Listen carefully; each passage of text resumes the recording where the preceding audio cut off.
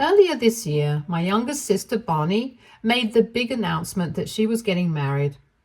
Of course, we were thrilled for her. She was marrying one of her coworkers, a guy named Matt. From the moment we first met Matt, it was clear he was a decent, friendly guy and he seemed to genuinely care for my sister. However, Matt wasn't just any regular guy. He came from old money. His family, as Bonnie had told us, had generational wealth. They were the kind of people who had inherited fortunes and passed down from one generation to the next, the type of family where money wasn't just about luxury, but also about legacy and status. Everything about him and his background was worlds apart from our own experiences. His family had never known the kind of financial struggles we faced on a daily basis. For context, our family's financial situation had never been stable. In fact, we were the complete opposite of Matt's wealthy background. Our dad left us when we were just kids, and it was tough. Our mom was a single parent, raising both me and my sister Bonnie on her own. She worked long, grueling hours just to keep a roof over our heads and make sure we had the basics to survive. From a young age, we became all too familiar with hardship. Money was tight, sometimes painfully so, and we learned how to live with very little. There were many nights where we went to bed hungry because there simply wasn't enough money for groceries.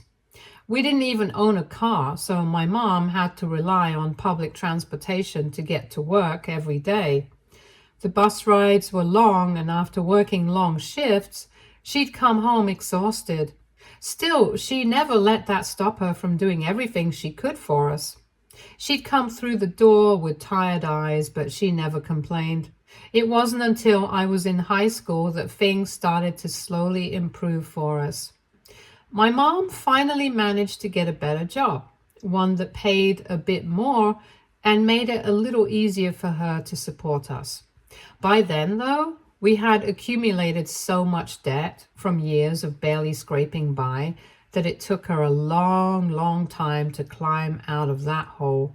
She worked tirelessly to pay off what we owed. Even as our situation improved, it still felt like we were always one step behind. When I graduated high school, my mom didn't have the money to send me to college. As much as she wanted to, she simply couldn't afford it. Thankfully, I had worked hard and secured a scholarship that made it possible for me to leave our small town and head to the big city for college. It was a huge relief, not just for me, but for my mom too.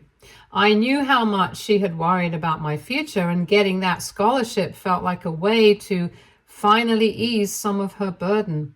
Leaving home for college was bittersweet, though. I was excited for the opportunities that lay ahead, but I couldn't shake the feeling of guilt about leaving Bonnie and my mom behind. Bonnie missed me a lot when I left, and I missed her too. We'd always been close, and it was hard to be apart from her. She used to call me often when I was in college, eager to hear about my experiences. Bonnie was fascinated by my stories, whether it was about classes, dorm life, or the social scene. Every time we spoke, she would tell me how badly she wanted to be in college too, constantly expressing how she couldn't wait to break free from the constraints of home. She longed for that independence and the excitement that she imagined college life would bring. Years passed, and eventually the time came for Bonnie to go to college herself. Fortunately, by that point, my mom had managed to put aside some money for her education. This financial support helped Bonnie get admitted to a college, but it wasn't enough to cover all her expenses. Unlike me, she wasn't able to secure a scholarship, which meant that she still had to take on a part-time job to help pay for her future tuition fees and other college-related costs. By this time, I had already started working, so I began sending money home each month, making sure to contribute both to my mom and to Bonnie. I saved every bit I could from my paycheck, cutting back on my own expenses so I could support them. It wasn't always easy, but it was important to me to ensure that Bonnie had the chance to pursue her education without feeling completely overwhelmed by financial burdens. However, once Bonnie got to college, she completely changed. It was the first time in her life that she was away from home, away from all the responsibilities. Suddenly, she had complete freedom and she embraced it, perhaps a little too much. Bonnie began to explore a different side of life, one that involved partying, alcohol, and drugs. She also began to realize the influence she could have as a young woman. Bonnie could flirt her way into almost anything, from getting free drinks at bars to gaining attention wherever she went. It wasn't long before her life became a whirlwind of relationships. She was always either in a relationship or moving on to the next guy. Each breakup would lead to another new fling, and it seemed like she was caught up in a cycle of excitement, heartbreak, and the rush of something new. The trouble really began when Bonnie got herself into a serious situation at one of her rich friends' parties. Everyone there was using drugs when someone called on the police complaining about the loud music. A lot of her friends slipped out, but Bonnie wasn't so lucky. She was too drunk to run and was caught by the police along with 3 other people. Fortunately, she hadn't actually used any drugs that night, which worked in her favor. Because this was her first offense, she ended up spending the weekend in jail and was later released after being assigned community service. My mom was furious. She couldn't believe Bonnie had gotten herself into such a situation and gave her a stern talk which fell on deaf ears. I felt equally concerned, if not more. This wasn't the Bonnie I grew up with, and I felt a strong sense of responsibility as her older sibling to help guide her. So I tried to console her, hoping to make her see that this kind of behavior was dangerous and wasn't doing her any good for her future. But Bonnie got irritated and dismissed me, telling me to mind my own business and that she was just having fun during her college days. It was clear that Bonnie just wasn't ready to listen to any of us. As the months passed, things only seemed to get worse. Bonnie became more and more entangled with the wrong crowd. She would regularly use drugs or smoke weed like it was nothing. After she graduated college, she had no prospects of a proper job, so she started living together with some of her friends in a cheap apartment while working as a server. I did my best to encourage her to look for better jobs, but she had absolutely no ambitions. I had no choice but to keep sending her rent money to help her out every month. One night, I received a frantic phone call from Bonnie. She was crying, completely delirious, and I could tell from her voice that something was seriously wrong. Through her sobs, she told me that she was high on drugs and had somehow gotten separated from her group of friends. She was stranded, alone in the middle of nowhere, and had no idea where she was. At that moment, I felt a wave of terror wash over me. My mind raced with worry, imagining all the worst possible scenarios. I told her to send me her location, and without wasting any time, I got in my car and started driving. It took hours, driving through the middle of the night to find her. When I finally spotted her, she was near a small petrol pump, sitting on the ground, looking worn out like a homeless person. Her clothes looked dirty, and she smelled terrible. She confessed how she and her friends regularly drove into the woods to try out drugs just for some fun. I shook my head in disappointment. Although I was relieved beyond words to have found her alive and unharmed, the fear of what could have happened lingered heavily on my mind. So I told her that enough was enough and that she needed to check herself into rehab. Of course, Bonnie immediately refused, brushing off the severity of her situation, claiming her drug habits weren't that bad, and insisting that she could handle herself. I reminded her that our mom was getting older and that I couldn't just drop everything every time she called me in a crisis. I loved her, but there were limits to how much I could physically or emotionally handle. I threatened that I would stop sending her money every month, and without it, she'd have no choice but to move back in with Mom since she wouldn't be able to afford rent. In the end, much to my relief, Bonnie finally agreed to go to rehab. Mom and I were happy to see that she was finally going to try to change herself, and this could be a fresh start for her. But of course, it wasn't simple. Rehab was tough for Bonnie. She hated every second of it. There were days when she would call, angry and frustrated, wanting to quit, and insisting that she didn't belong there. She resented us for making her go through with it, but after a few days, she started to calm down and adjust. A month after Bonnie was released from rehab, I could see a noticeable change in her. She looked healthier, more vibrant, and for the first time in a long while, she resembled the Bonnie I remembered from our childhood.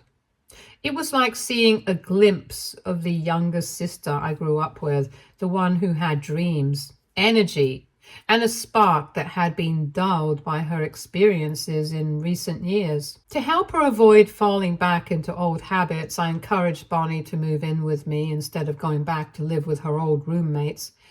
I knew that returning to the same environment, surrounded by the same people who had been part of her partying and drug use, would make it too easy for her to slip back into that lifestyle. By moving in with me, she could break contact with those influences and focus on building a healthier life. At first, Bonnie wasn't thrilled about the idea of leaving behind her social life, even if it was a toxic one. But after some thought, she agreed to give it a try, and we began living together. Once she moved in, Bonnie continued working at the cafe like she did. Because I was covering all the expenses for both of us, rent, utilities, groceries, Bonnie was able to save most of her earnings from the cafe. I didn't mind footing the bill and just wanted her to focus on staying clean and rebuilding her life.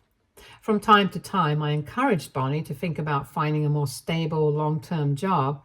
I knew that working at the cafe wasn't a forever solution, and I thought a corporate job might give her more financial security. But she always pushed back against the idea. She would tell me how much she hated the thought of working in a corporate environment, how it didn't suit her at all. In fact, she often expressed pity for me, saying she felt sad that I was part of what she called the rat race. Bonnie would also tell me how she planned on marrying rich anyway, so she wasn't really worried about her future.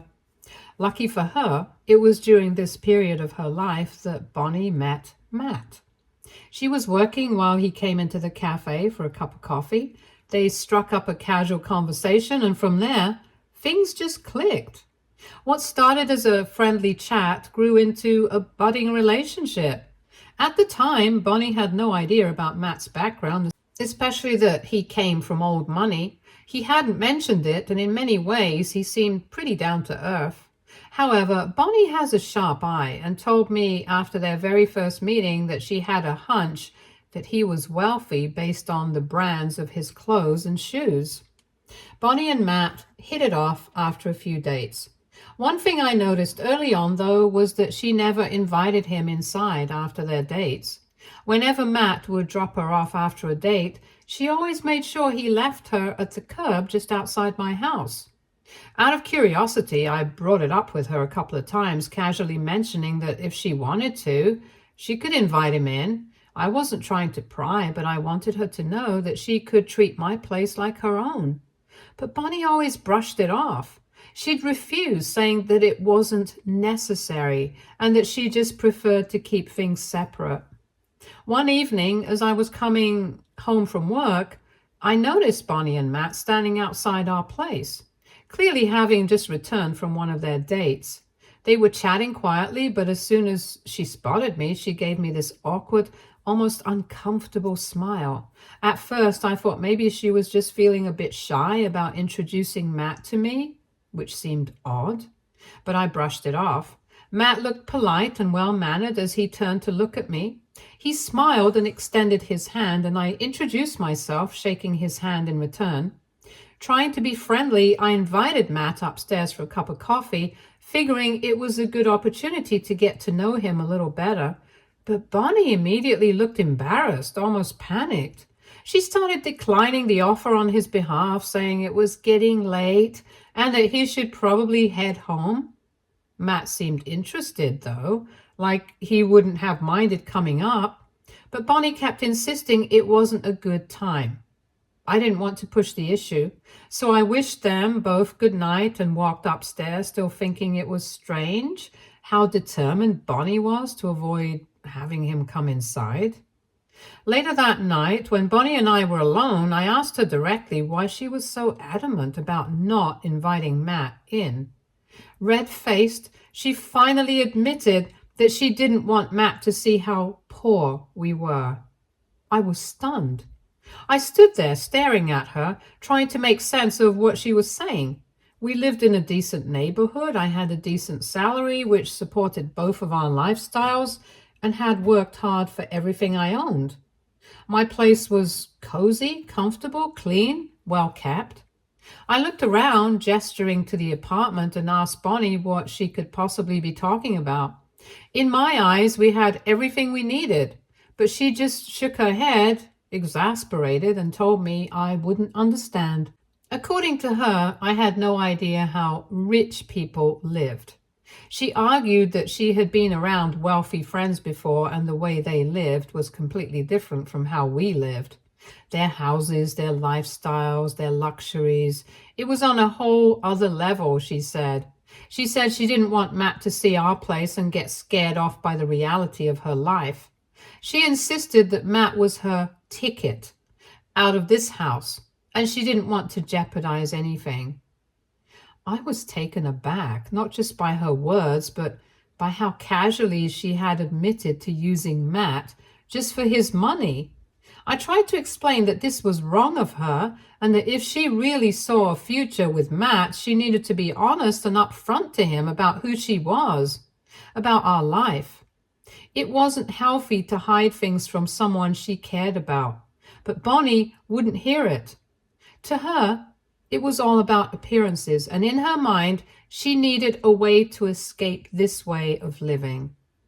Months later, Bonnie finally decided to introduce Matt to me and my mom, only because Matt had been asking her for months to meet her family and she couldn't put it off any longer. From the beginning, she insisted that we be on our best behavior while meeting Matt and that we have to give off a certain image, one that wouldn't reveal any hint of the financial struggles we had experienced growing up. Bonnie made it clear that this dinner had to take place at one of the best restaurants in the city, the kind of place where you had to make reservations well in advance, and the prices were so high I couldn't even imagine spending that kind of money on a meal. I tried to reason with her, suggesting that maybe we could go somewhere more modest, but Bonnie wouldn't hear it. She insisted that we needed to do this for her, to present ourselves as capable, refined, and anything but poor. She also emphasized strictly that I, being the oldest, should pay for the bill for our meals, even though she knew it was well beyond my budget. Thankfully, our mom, seeing how much this meant to Bonnie, quietly gave me some money to help out with the bill later. The dinner itself went quite well. Matt, as always, was polite and charming. He didn't give off any airs of superiority or entitlement, which made me wonder even more why Bonnie was so concerned about impressing him. At one point, when the check came, Matt graciously offered to pay for the meal, but before I could even consider letting him cover it, Bonnie laughed and quickly jumped in, refusing his offer. She made a point of telling him that we were more than capable of handling the bill ourselves, and she absolutely wouldn't let him pay. It was clear she was trying to maintain the illusion that we weren't struggling at all, that we were just as well off as he was. Bonnie's plan worked. Matt left that evening none the wiser, fully convinced by the image Bonnie had worked so hard to create about her family.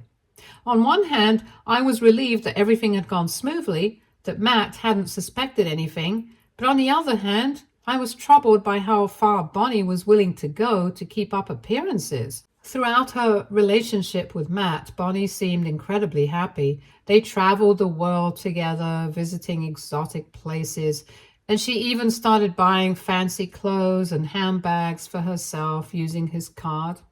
When they finally decided to move in together, she gradually began to distance herself from me and would rarely call anymore.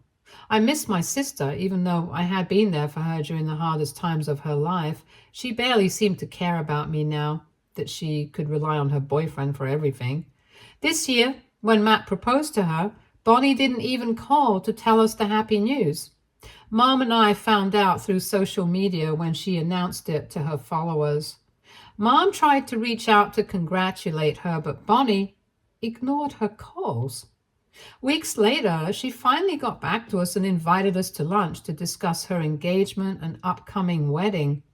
During lunch, Bonnie spent most of the time bragging about her relationship and how in love Matt was with her. She excitedly talked about finally having her dream wedding and inviting all her old friends so that she could finally show off. Then she asked Mom how much money she had saved up for the wedding. Mom looked shocked and told her she didn't have much since she had assumed Bonnie, being an adult, would be paying for her own wedding. Bonnie seemed offended by that and argued that as the bride's family, we should pay for at least half of the wedding expenses. I stepped in, reminding her that she knew very well that we couldn't afford something like that. Hearing this, Bonnie started yelling, saying this was the final step to secure her future and that after this she would never ask for our help again. She insisted that we needed to contribute something, no matter how small, so it wouldn't be obvious how poor we were. Long story short, Mom and I scraped together whatever money we had saved up, and I even dipped into my own savings, years of hard-earned money from my job, to help Bonnie with the wedding. I loved my sister and wanted to do this one last thing for her to make her happy. Throughout her wedding planning, Bonnie hardly ever included me in the process. She didn't even ask me to be her maid of honor or a bridesmaid. I was a bit hurt, but I told myself it was her special day, not mine. When the wedding day arrived, it was beautiful and magical. Bonnie had clearly gotten everything she wished for. She and Matt had invited hundreds of guests and everything seemed to be going well. But during the reception, there seemed to be a shortage of staff. Guests were starting to grow restless as they waited for drinks and appetizers, and the few servers available were overwhelmed. Bonnie, clearly flustered, kept glancing around and eventually came up to me with a strained smile. She explained that the caterers had somehow underestimated the number of guests, and as a result, there weren't enough people to handle the serving duties. Bonnie asked if I could step in and help serve drinks and appetizers to the guests. I was stunned and looked at her like she was joking. I told Bonnie that I wasn't comfortable with the idea of serving guests at her wedding, especially after everything I had already contributed financially. I suggested that if there was a staff shortage, she should have arranged for more help in advance, or that she should simply let things be for now. Bonnie rolled her eyes on me and insisted that I needed to do this for her as a favor because Matt's family is wealthy, unlike ours, that they were not used to waiting around. I vehemently refused and stood my ground, telling her this wasn't my problem. She then started to raise her voice, saying that I was being unreasonable and unhelpful.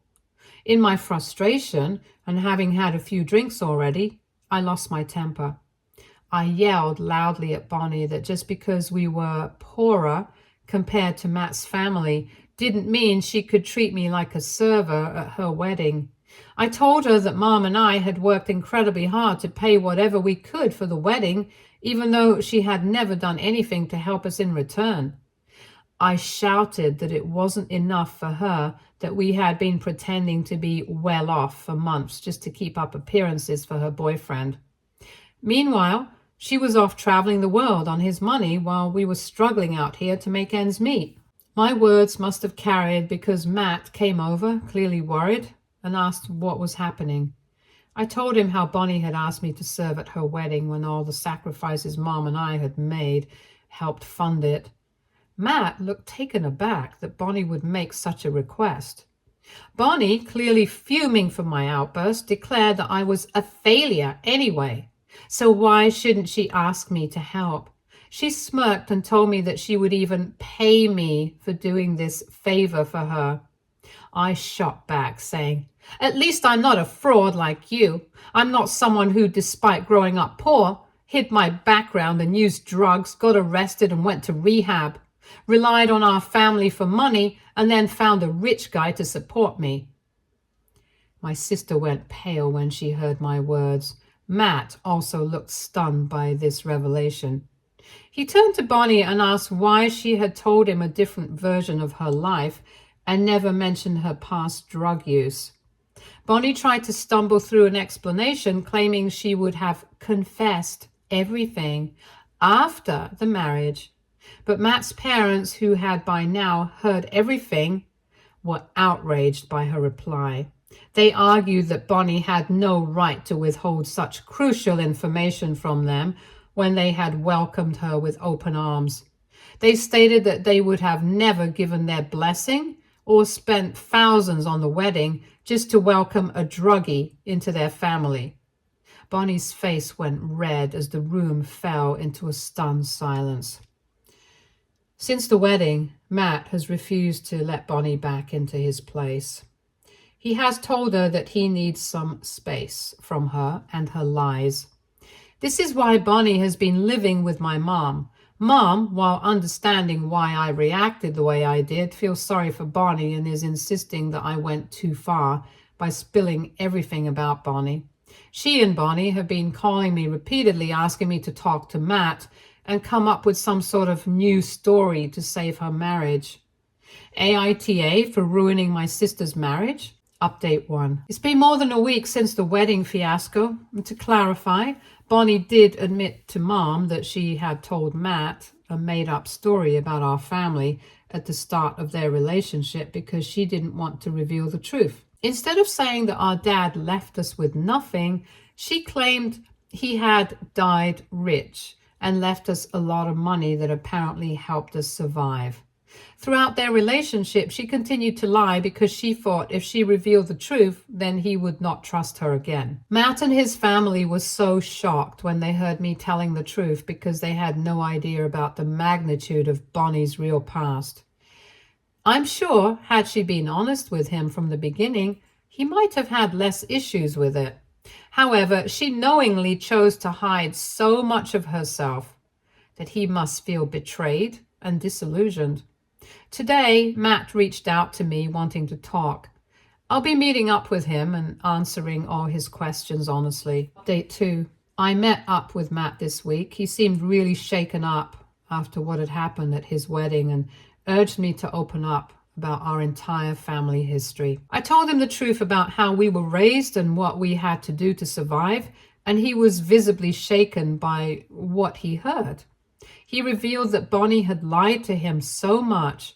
For example, she had lied to him about traveling to different places every year, having expensive family Christmas celebrations, going to fancy places, when in reality, that was far from the truth. He was distraught how easily she could lie to his face throughout their relationship.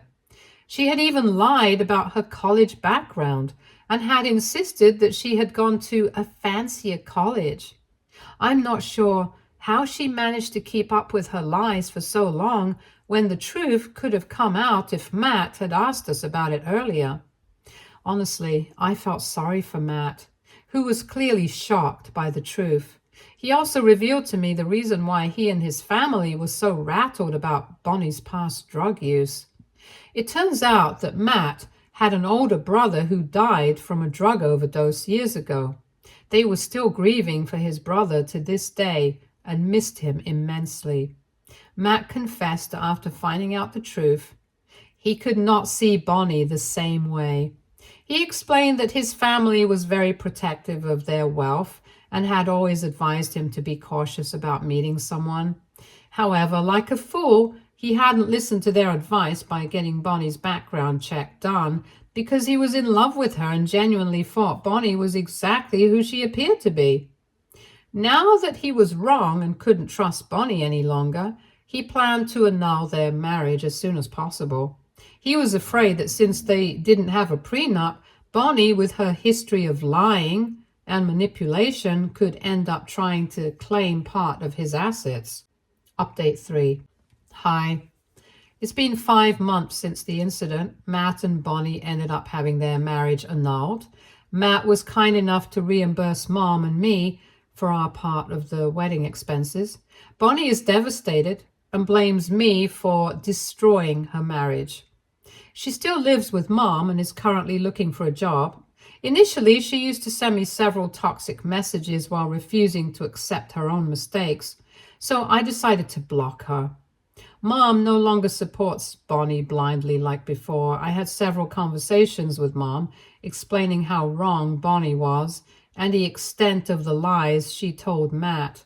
I pointed out that if the roles had been reversed, we would never have trusted Matt for lying about his past and his financial details.